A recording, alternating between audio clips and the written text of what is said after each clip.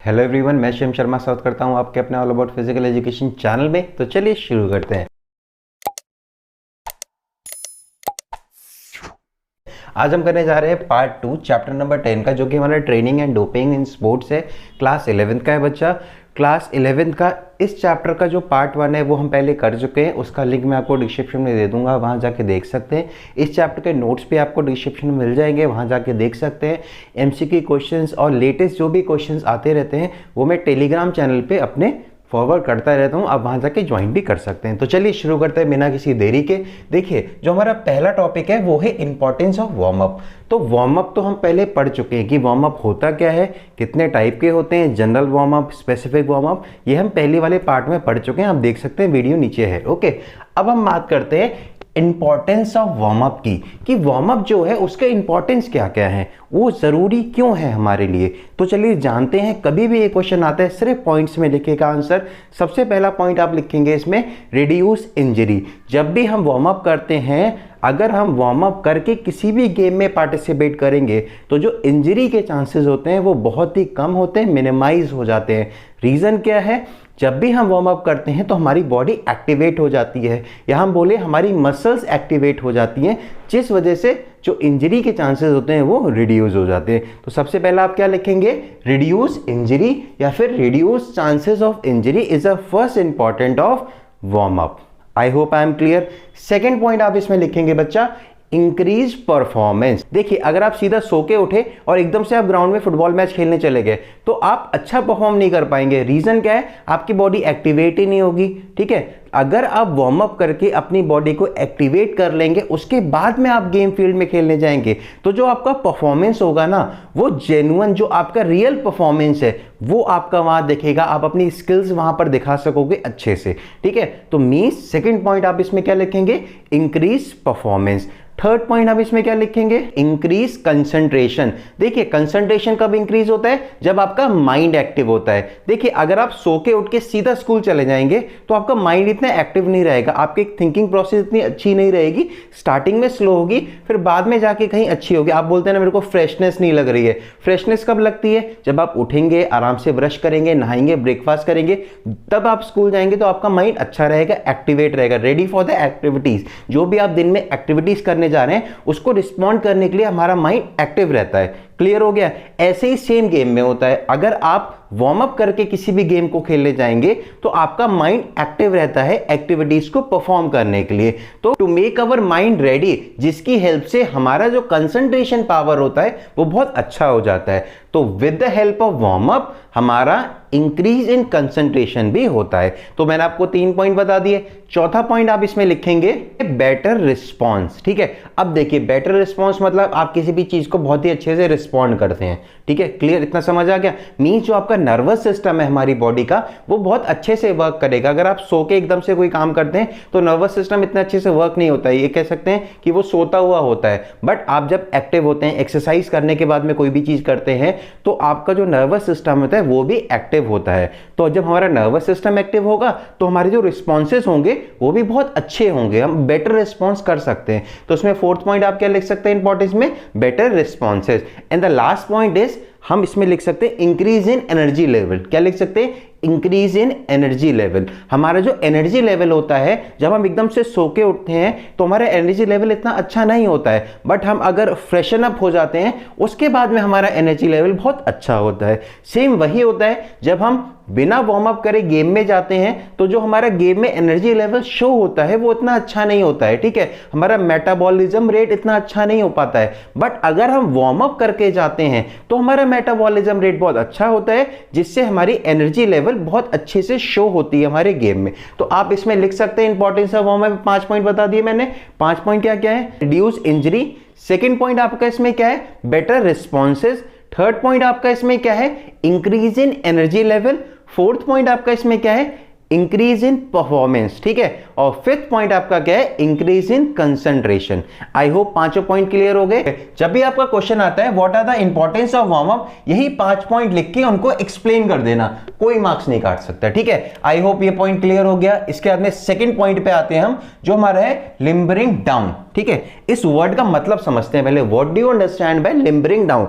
देखिए, अगर सिंपल भाषा में बोलूं, ये वर्ड का मतलब ये है कि जब भी आप कोई भी एक्सरसाइज या गेम खेलते हैं, उसके बाद में आप अपनी बॉडी को जब ठंडा करते हैं, तो वो जो प्रोसेस होता है उसको हम लिम्बरिंग डाउन कहते हैं। अगर इंग्लिश में बोलूं, limbering down is a process of making our body cool after performing any sports activity या फिर after performing any heavy workout. I hope clear हो गया। लाइक आप फुटबॉल खेलने गए, आपने फुटबॉल का मैच खेला, उसके बाद में आपकी बॉडी गर्म होती है, बट आप थोड़ी देर बैठ के कुछ एक्सरसाइज परफॉर्म करते हैं जिनकी हेल्प से आप अपनी बॉडी को कूल करते हैं। क्या करते हैं बच्चा? कूल करते हैं। ठीक है, जब कूल करते हैं तब हमारी जो मसल्स होती हैं वो अपनी नॉर्मल स्टेज में आ जाती हैं, जिससे हमारी इंजरीज के चांसेस आफ्टर एक्टिविटी भी कम होते हैं। ठीक है, आई होप क्लियर हो गया। What do you understand by limbering down? Limbering down is a process और a set of exercise which are perform after playing any tournament और after performing any heavy exercise workout. ठीक है, आप कोई भी अच्छा वर्कआउट करके आ रहे हैं हैवी, या फिर आप कोई भी गेम खेल के आ रहे हैं, लाइक फुटबॉल मैच खेल लिया, क्रिकेट मैच खेल लिया, उसके बाद में आप कुछ एक्सरसाइज परफॉर्म करते हैं जिससे आपकी बॉडी ठंडी होती है। ठीक है, वो हमारी लिम्बरिंग डाउन होता है, उसको हम लिम्बरिंग डाउन कहते हैं। आई होप आई एम क्लियर। अब हम बात करते हैं बच्चा इंपॉर्टेंस ऑफ लिम्बरिंग डाउन की। ठीक है, तो आपको लिम्बरिंग डाउन का मतलब तो पता चल गया ना, कूलिंग डाउन होता है, हम अपनी बॉडी को कूल करते हैं। अब इसके इंपॉर्टेंस की आप बात कर लीजिए, पेन पेपर ले लीजिए, लिख लीजिए एक एक करके। सबसे पहला होता है रिड्यूस वर्टिगो। ठीक है, सबसे पहला पॉइंट आप इसमें क्या लिखेंगे? Reduce vertigo is the important of limbering down. Second आप इसमें लिखेंगे back to the normal position. हमारी जो बॉडी होती है वो दोबारा से नॉर्मल पोजीशन में आ जाती है, जिससे हम अपनी डे टू डे लाइफ की एक्टिविटी आराम से परफॉर्म कर सकते हैं। सेकंड पॉइंट क्लियर हो गया। थर्ड पॉइंट आप इसमें लिखेंगे रिड्यूस इंजरी। ठीक है, अब आप रिड्यूस इंजरी बोलेंगे, सर रिड्यूस इंजरी क्यों? जब भी आप किसी भी गेम से खेल के आते हैं तो आपकी बॉडी बहुत हीटअप होती है, आपकी मसल्स बहुत ज्यादा एक्टिवेटेड होती हैं for high amount of exercise, या फिर बहुत ही हैवी गेम के लिए एक्टिवेटेड होती हैं। ठीक है, परफॉर्म करने के लिए, हैवी एक्टिविटीज परफॉर्म करने के लिए एक्टिवेटेड होती हैं। बट जब आप गेम खेल लेते हैं उसके बाद तो आपको नॉर्मल लाइफ की एक्टिविटीज करनी होती है ना, तो आपकी जो बॉडी होती है उसको आपको ठंडा करना ही पड़ेगा, वरना आपके मसल्स में क्रैम्प आ सकता है अगर आप उसी बॉडी के साथ डायरेक्टली कोई भी नॉर्मल एक्टिविटी परफॉर्म करने लगेंगे। आई hope I am clear. Fourth point आप इसमें लिखेंगे reduce pain in our body. हमारी जो बॉडी का पेन होता है वो भी लिम्बरिंग डाउन एक्सरसाइज से कम हो जाता है। और फिफ्थ आप इसमें लिख सकते हैं for making our body relax. ठीक है, आई hope I am clear. Importance भी क्लियर हो गया लिम्बरिंग डाउन के, लिम्बरिंग डाउन होता क्या ये भी क्लियर हो गए, तो ये चलिए हो गया। अब इसके बाद में आते हैं थर्ड पॉइंट पे। देखिए, terminologies used in training process. ठीक है बच्चा, देखिए पहले हम टर्मिनोलॉजी वर्ड की बात करते हैं कि टर्मिनोलॉजी का मतलब क्या है। आप सबने देखा होगा, जब भी फुटबॉल गेम का आपने प्रैक्टिकल बनाया होगा या बैडमिंटन का बनाया होगा, तो उसमें एक वर्ड आता है terminologies of badminton, terminologies of football. ठीक है, तो टर्मिनोलॉजीज फुटबॉल की क्या होंगी? थ्रो इन हो गया, ऑफसाइड हो गया, पेनल्टी किक हो गया, मींस ये सारी चीजें, वेस्टेज ऑफ टाइम हो गया, इट इज अ टर्मिनोलॉजी। अब हम बात करते हैं ट्रेनिंग प्रोसेस। ये तो पर्टिकुलर गेम की थी ना, मींस पर्टिकुलर गेम में जो भी स्किल यूज होती है, जो भी टेक्निक्स यूज होती हैं, वो सारी क्या होती हैं? टर्मिनोलॉजीज होती हैं। सेम अगर हम बात करें ट्रेनिंग प्रोसेस की, तो ट्रेनिंग प्रोसेस एक वो प्रोसेस है जिससे हम सारे गेम के बच्चों को ट्रेन करते हैं। हम ट्रेनिंग प्रोसेस की हेल्प से फुटबॉल के बच्चों को भी ट्रेन करेंगे, हम ट्रेनिंग प्रोसेस की हेल्प से बैडमिंटन के बच्चों को भी ट्रेन करेंगे। हाँ, इनकी टर्मिनोलॉजीज डिफरेंट होंगी डिफरेंट गेम्स के लिए, बट अगर हम कॉमनली ले ट्रेनिंग प्रोसेस की टर्मिनोलॉजीज तो क्या होंगी? देखिए, टर्मिनोलॉजी का सबसे पहला आपका होता है स्किल। क्या होती है? स्किल। स्किल क्या होता है? स्किल हमारा एक वो मूवमेंट होता है या वो एक्टिविटी होती है जो हर एक बच्चा या हर एक प्लेयर हर एक गेम में परफॉर्म करता है। ठीक है, तो skill are the things which every person or a player perform in a game is known as skill, और skill is also a terminology of training process. ऐसी सेकंड आपका आता है टेक्निक्स। ठीक है, टेक्निक्स आप गेम में जो भी टेक्निक्स आप यूज करेंगे, ठीक है, वही आपके ट्रेनिंग प्रोसीजर की भी एक टर्मिनोलॉजी होती है। थर्ड आप इसमें क्या लिख सकते हैं? थर्ड आप इसमें लिख सकते हैं style, means style of training. अगर आप किसी भी प्लेयर को, किसी भी टीम को ट्रेन कर रहे हैं तो किस स्टाइल से आप ट्रेन करेंगे, ठीक है, ताकि वो चीज हेल्प करे उसको उसके किस चीज में, उसके गेम परफॉर्मेंस में या फिर उसके टूर्नामेंट में जिसमें वो खेल रहा है। तो सबसे पहला आपका स्किल हो गया, सेकंड आपका हो गया टेक्निक्स, ठीक है, थर्ड आपका क्या हो गया बच्चा? थर्ड आपका हो गया स्टाइल, ठीक है, STYLE, ठीक है, और फोर्थ आपका क्या हो गया इसमें, फोर्थ आप इसमें लिखेंगे टैक्टिक्स, और फिफ्थ आप इसमें क्या लिखेंगे, फिफ्थ आप इसमें लिखेंगे स्ट्रैटेजीज होता है। ठीक है, अब देखिए दोबारा एक बार बता दे रहा हूं, skill, techniques, style, tactics and strategies. देखिए अब एग्जांपल से बताता हूं, एक आपके पास बच्चा आया, आपको उसके माँ बाप ने बोला कि सर आप इसको अब टॉप कराइए। ठीक है, कॉमन बच्चा है, ज़्यादा अच्छा पढ़ने में नहीं, पर आपको टॉप कराना है। तो पहले आप क्या करेंगे, पहले आप स्ट्रैटेजी बनाएंगे। ठीक है, फिर उसकी स्किल्स देखेंगे, नहीं होंगी तो वो स्किल्स डेवलप करेंगे, उसके अंदर कौन सी टेक्निक यूज़ करेंगे, कौन सी टेक्टिक्स यूज़ करेंगे, किस स्टाइल से उसको पढ़ाएंगे। तो ये सारी चीज़ें आप सोचेंगे ना, तो ये आपकी टर्मिनोलॉजीज हो गई उस बच्चे को अपग्रेड करने के लिए। और किसी भी प्लेयर या किसी भी बच्चे को जब आप अपग्रेड करते हैं तो किससे करते हैं, ट्रेनिंग प्रोसेस से करते हैं। तो अभी ये सारी चीज़ें जो मैंने लिखी हैं बच्चा, ये आपकी बन जाती हैं terminologies. I hope I am clear, ये टॉपिक क्लियर हो गया आपको। तो चलिए आते हैं नेक्स्ट टॉपिक पे, जो कि हमारा मीनिंग ऑफ डोपिंग। ठीक है, क्या है, मीनिंग ऑफ डोपिंग हमारा है। अब डोपिंग का मतलब आप सबको लगभग मेरे ख्याल से पता होगा, अगर नहीं पता है तो मैं आपको बता देता हूं। Doping is a thing in which we intake any outside product और any drugs to enhance our performance. Means कोई भी बाहरी तत्व हम अपनी बॉडी में डालते हैं जिससे हम अपनी बॉडी की जो परफॉर्मेंस है या फिर हमारी खुद की जो परफॉर्मेंस है वो इंक्रीज करते हैं, वो हमारा क्या कहलाता है, वो हमारा डोपिंग कहलाता है। ठीक है, आई hope I am clear, doping clear हो गया।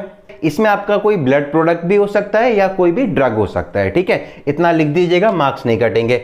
अब आते हैं हम टाइप ऑफ डोपिंग पे। देखिए बच्चा, डोपिंग हमारे 3 टाइप से होती हैं। पहली होती है ड्रग्स, ठीक है, जिसको हम ड्रग्स एडमिनिस्ट्रेशन भी कहते हैं, नॉर्मल आप ड्रग्स लिखिए। सेकेंड आपका हो गया ब्लड डोपिंग, और थर्ड आपका हो गया जीन्स डोपिंग। तो इन दोनों नाम से तो आप समझ सकते हैं कि क्या चीज है, बट अगर हम ड्रग एडमिनिस्ट्रेशन की बात करें तो इसको थोड़ा सा एक्सप्लेन आपको करता हूं। देखिए ड्रग एडमिनिस्ट्रेशन एक तरह का वो टाइप ऑफ डोपिंग है जिसमें हम chemical and synthetic substance intake करते हैं अपनी बॉडी के अंदर, जिससे हमारी बॉडी अच्छी परफॉर्म करे या फिर बहुत देर तक अच्छे से परफॉर्म कर सके without any vertigo. I hope I am clear. जो ड्रग्स एडमिनिस्ट्रेशन हमारा पहला टाइप है, इसमें केमिकल और सिंथेटिक सब्सटेंस होते हैं जो हम अपनी बॉडी के अंदर इंटेक करते हैं टू इंक्रीज अवर परफॉर्मेंस।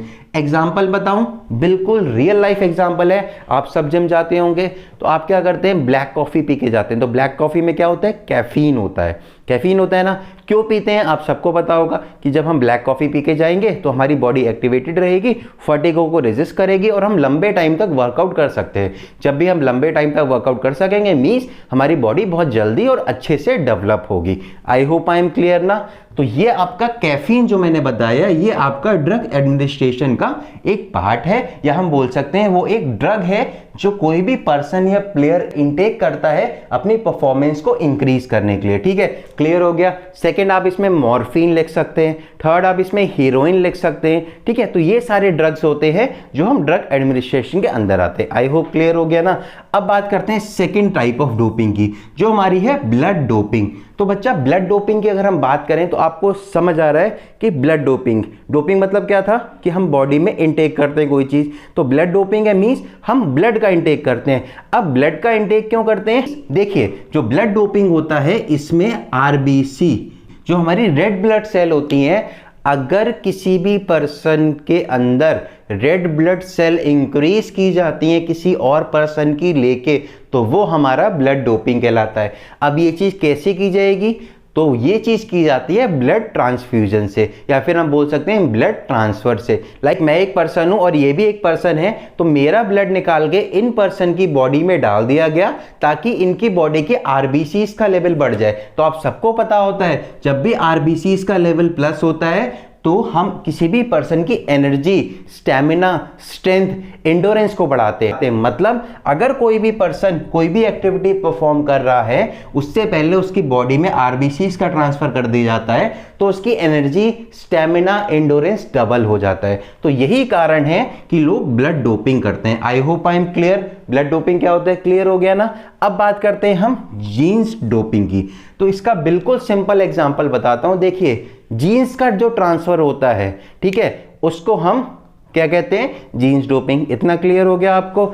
अब हम बात करते हैं हुसैन बोल्ट, आप सबने सुना होगा, ठीक है, वो बहुत अच्छा भागते हैं। अगर उनके जीन्स निकाल के हम किसी और पर्सन की बॉडी में ट्रांसफ़र करते हैं तो इसकी हेल्प से क्या होता है, उस पर्सन की भी स्पीड इंक्रीज होती है। क्योंकि आप सबको पता होगा जब भी हम स्पीड की बात करते हैं तो वाइट मसल फाइबर हमारी बॉडी में होता है, उस पर किसी भी पर्सन की स्पीड डिपेंड होती है, ठीक है, और वो चीज़ जेनेटिकली आती है, ठीक है, क्या आती है, वो चीज़ हमारी बॉडी में जेनेटिकली आती है।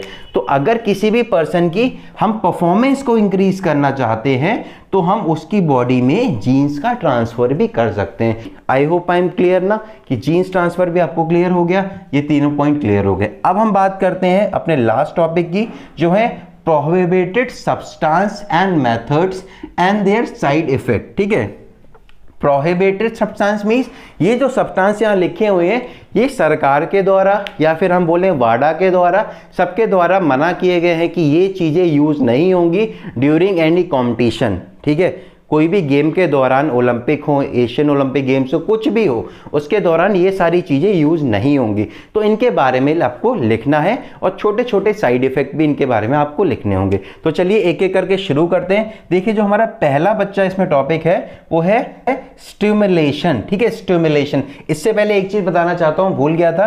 देखिए जो जीन्स ट्रांसफ़र होता है ना, इसमें जीन्स का ट्रांसफ़र होता है, इसमें सेल्स का ट्रांसफ़र होता है, हम बोल सकते हैं इसमें सेल्स का या जीन्स का मॉडिफिकेशन भी होता है टू इनहेंस एनी परफॉर्मेंस। तो अगर जीन्स डोपिंग आएगा तो आप लिख सकते हैं genes doping is a process in which cell transfer, genes transfer और मॉडिफिकेशन ऑफ जीन्स, ठीक है, are done by any player to enhance the performance is known as genes doping. I hope definition clear. चलिए वापस आ जाते हैं, stimulation, ठीक है। देखिए इसको पॉइंट वाइज पॉइंट लिखेगा। सबसे पहला पॉइंट आप इसमें लिखेंगे, stimulation is a chemical substance और अ ड्रग, ठीक है, जो डायरेक्टली इफेक्ट करता है किसी भी पर्सन के कार्डियोवैस्कुलर सिस्टम पे या फिर सेंट्रल नर्वस सिस्टम पे। पहला पॉइंट क्लियर हो गया। सेकंड पॉइंट आप इसमें लिख सकते हैं, जो स्टिमुलेशन, जो हमारी ये सब्सटेंस है, ड्रग्स हैं, इनका काम क्या होता है, इनका काम आप सबको पता है, फर्टिगो को रजिस्ट करना होता है। मींस फर्टिगो ना आए, चक्कर ना आए और हम अच्छे से परफॉर्म एक्टिविटी करते रहें, ठीक है, ये चीज़ हो गई सेकेंड पॉइंट आपकी। थर्ड पॉइंट आप इसमें लिखेंगे, it increase the heart rate and reduce the reaction time. जो हमारा रिएक्शन टाइम होता है वो रिड्यूस कर देता है और हार्ट रेट बढ़ा देता है, ठीक है। एंड फोर्थ पॉइंट आप इसमें क्या लिखेंगे, ये हमारे वो सब्सटेंस होते हैं, लाइक आपको नाम मैंने बता ही दिया था, कैफीन हो गया एक आपका जो आपको कॉफी में मिलता है। सेकंड आप इसमें लिख सकते हैं, आपको पता होगा एक मसल जेल आता है, कोई भी मसल जेल आप लिख सकते हैं, या फिर हम कप सिरप्स भी लिख सकते हैं जो हमारे इस चीज में आते हैं, ठीक है। आई होप आई एम क्लियर। इसमें 4 पॉइंट क्लियर हो गए, ऐसे ही लिख दीजिए, मार्क्स नहीं कटेंगे। सेकंड आपका नार्कोटिक्स, ठीक है। नार्कोटिक्स क्या होता है इसको थोड़ा जानते हैं। अगर हम नार्कोटिक्स की बात करें बच्चा, तो उसमें सबसे पहला पॉइंट लिखेंगे, narcotics are those drugs which make our body slow and sleepy, ठीक है, हमारी बॉडी को स्लो बनाती हैं और हमें नींद बहुत आती है, ठीक है। आई होप क्लियर हो गया ये चीज। सेकंड पॉइंट आप इसमें लिखेंगे, they are the best pain killers. अगर किसी को भी बहुत ज़्यादा पेन हो रहा है, अगर हम नार्कोटिक्स वाला कोई भी ड्रग उसको दे देते हैं तो क्या होता है, उसको जो पेन होता है वो होता नहीं है, ठीक है। आई होप क्लियर हो गया।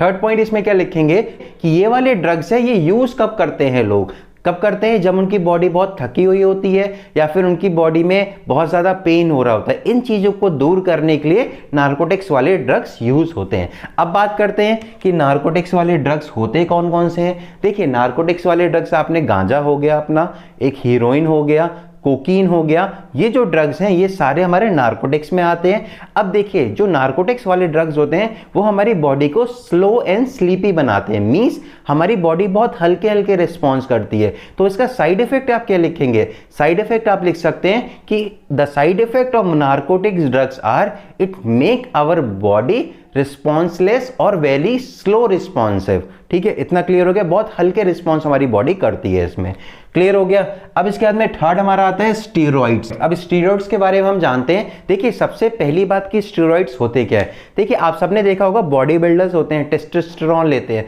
क्यों लेते हैं, जो मेल्स बॉडी बिल्डर होते हैं वो टेस्टोस्टेरोन लेते हैं, क्यों लेते हैं, ताकि उनकी बॉडी ग्रोथ कर सके, उनकी मसल्स डेवलप कर सके। तो जो हमारे स्टीरॉइड्स हैं वो हमारे वो टाइप के ड्रग हैं। सबसे पहली बात ये ट्रेनिंग प्रोसेस के दौरान लिए जाते हैं। कब लिए जाते हैं, ट्रेनिंग प्रोसेस के दौरान। और ये वो ड्रग हैं जिससे हमारी बॉडी हील अप करती है और ग्रो करती है। ठीक है, ये 2 पॉइंट क्लियर रखिएगा। स्टेरॉइड्स वो ड्रग है जिससे हमारी बॉडी हील अप करती है और ग्रो करती है। ये ट्रेनिंग प्रोसेस के दौरान लिए जाते हैं। जनरली बॉडी बिल्डर्स लोग लेते हैं इसको। और अगर हम इस स्टेरॉइड्स के एग्जाम्पल की बात करें तो टेस्टोस्टेरोन बेस्ट एग्जाम्पल है। क्या है? टेस्टोस्टेरोन, जो एक ड्रग है जो कोई भी बॉडी बिल्डर अपनी बॉडी को हील अप करने के लिए और ग्रोथ करने के लिए उसकी इनटेक करता है। ठीक है, क्लियर हो गया स्टेरॉइड्स। और स्टेरॉइड्स वेरी स्ट्रॉन्ग केमिकल्स होते हैं। ठीक है, इतना क्लियर रखिएगा। अब इसके बाद में आते हैं 4th पे। देखिए, ग्रोथ हार्मोन है, तो इससे आप समझ सकते हैं ग्रोथ हार्मोन मींस ये जो हार्मोन्स हैं वो जनरली कोई भी पर्सन अपनी बॉडी को ग्रोथ करने के लिए लेता है। अब हमारी बॉडी की ग्रोथ कैसे होती है? हमारा मसल मास बढ़ेगा, हमारी हाइट बढ़ेगी, हमारा साइज बढ़ेगा, तो इससे हमारी ग्रोथ होती है। अगर किसी भी पर्सन को ग्रोथ करनी होगी तो वो क्या लेगा? वो ग्रोथ हार्मोन का इंटेक करेगा। अब बात करते हैं इसके साइड इफेक्ट्स की। देखिए, अगर हम ग्रोथ हार्मोन का इंटेक करते हैं हमारी बॉडी ओवरवेट हो जाती है, हमारी बोन्स होती हैं वो डिफेक्टेड हो जाती हैं। अब बात करते हैं कि ये ग्रोथ हार्मोन लेता कौन कौन है? जनरली बॉडी बिल्डर्स लेते हैं हमारे, और आपके बास्केटबॉल प्लेयर्स हो गए, ठीक है, आपके जेवलिन थ्रो वाले प्लेयर्स हो गए, थ्रोइंग इवेंट्स वाले प्लेयर हो गए, वो ग्रोथ हार्मोन का यूज करते हैं। देखिए, जो ग्रोथ हार्मोन है उसको एनिमल हार्मोन भी बोला जाता है। ठीक है, एनिमल हार्मोन, और दूसरा नाम उसको हम प्रोटीन भी एक तरह से बोलते हैं। आई होप आपको क्लियर हो गया होगा ग्रोथ हार्मोन होता क्या है। अब बात करते हैं बीटा ब्लॉक्स, ठीक है, जो कि हमारा 5th प्रोहिबिटेड सब्सटेंस है। देखिए, बीटा ब्लॉक की अगर हम बात करते हैं तो बीटा ब्लॉक जो हमारा ड्रग्स है हम कह सकते हैं, उसको हम यूज करते हैं, कोई भी पर्सन यूज करता है। कब करता है? अपनी एंजाइटी को कम करने के लिए।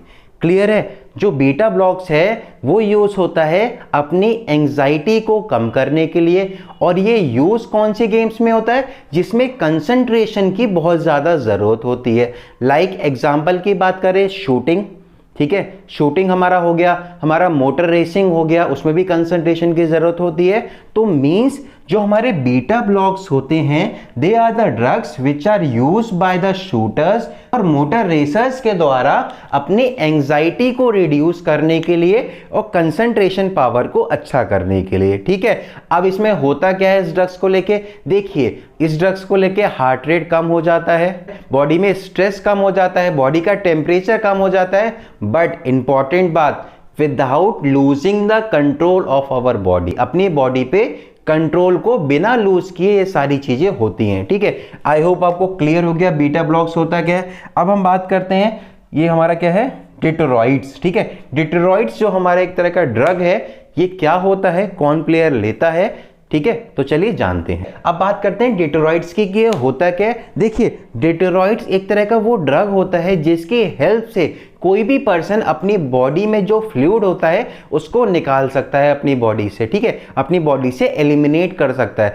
अब देखिए, अगर आपकी बॉडी में बहुत सारा फ्लूइड है, या फिर हम बात कर सकते हैं इस पेन में बहुत सारा पानी भरा हुआ है, आपने वो पानी निकाल दिया तो इस पेन का वजन हल्का हो जाएगा ना। तो मींस डिटेरॉइड्स हमारे वो ड्रग हैं, कोई भी पर्सन उसको इनटेक करता है टू रिड्यूस वेट, तुरंत जल्दी के जल्दी अपना वेट रिड्यूस करने के लिए वो पर्सन उसको यूज करता है। और इससे इफेक्ट क्या होता है? उसकी बॉडी से जो फ्लूइड होता है वो एलिमिनेट हो जाता है। आई hope I am clear. Generally इसको कौन करता है? इसको रेसलर्स करते हैं, वेट लिफ्टर्स करते हैं, क्योंकि इनकी डिफरेंट वेट कैटेगरीज होती है ना, इसलिए वो उसमें फिट होने के लिए डिटेरॉइड्स लेते हैं ताकि वो अपना वजन कम कर सकें। I hope I am clear ना। And the last one is blood doping. तो ब्लड डोपिंग आप सबको पता है किस चीज का ट्रांसफर होता है? आरबीसीज का। ठीक है, किसका? आरबीसीज का, रेड ब्लड सेल का। अगर हम ट्रांसफर करें या फिर हम इंक्रीज कर दें, लाइक मेरे बॉडी के जो रेड ब्लड सेल है मैंने इसकी बॉडी में डाल दी, तो उसका जो स्ट्रेंथ होगा, एंडोरेंस होगा, या हम बोलें ओवरऑल बॉडी की जो एनर्जी होगी वो बढ़ जाएगी। तो इसीलिए एनर्जी बढ़ाने के लिए हम ब्लड डोपिंग करते हैं, कोई भी प्लेयर करता है। तो ये सारी चीजें प्रोहिबिटेड है, ये सारी चीजें नहीं करनी चाहिए, बट तब भी प्लेयर्स करते हैं। आई होप आपको ये चीज क्लियर हो गई होगी। इसके बाद में एक ही वीडियो है जिसमें सारी चीजें आपकी आ जाएंगी, एक लास्ट पार्ट इसका बचेगा। ठीक है, तो बस आज के लिए बस यही है। आपको कोई भी चीज पूछनी है तो पूछ सकते हैं। बाकी thank you so much, keep learning, keep supporting. जय हिंद।